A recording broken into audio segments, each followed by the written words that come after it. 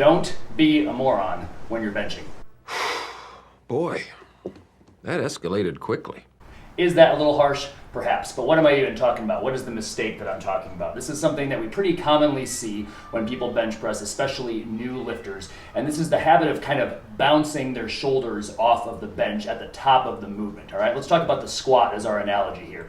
When you squat, when you stand up, you stay flat-footed. You don't stand up from your squat and then come up onto your toes and then back down onto your heels again. In other words, you finish under control. You finish flat-footed.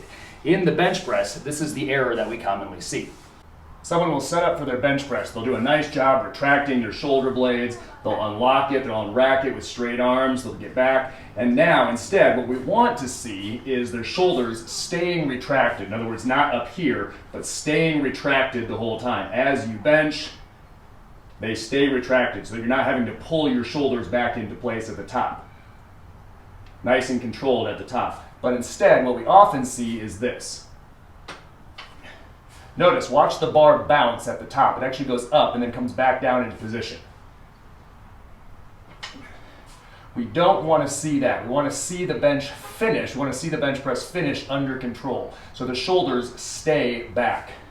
They're retracted back.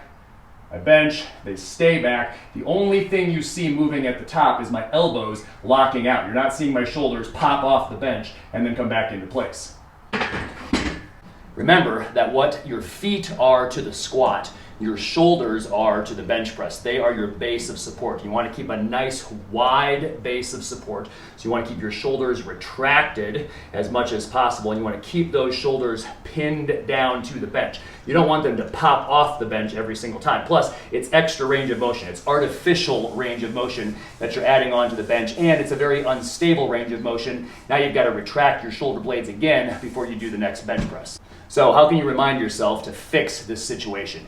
You can cue yourself to finish deliberately, finish with control. You can cue yourself to finish only with your elbows. In other words, only your elbows are locking out. Your shoulders are not moving forward at the top. You're keeping your shoulders back. You can also cue yourself to finish as close to you as possible. In other words, I want to finish my bench press here. I don't want to finish it here. Again, that's that extra unstable artificial range of motion that we don't need.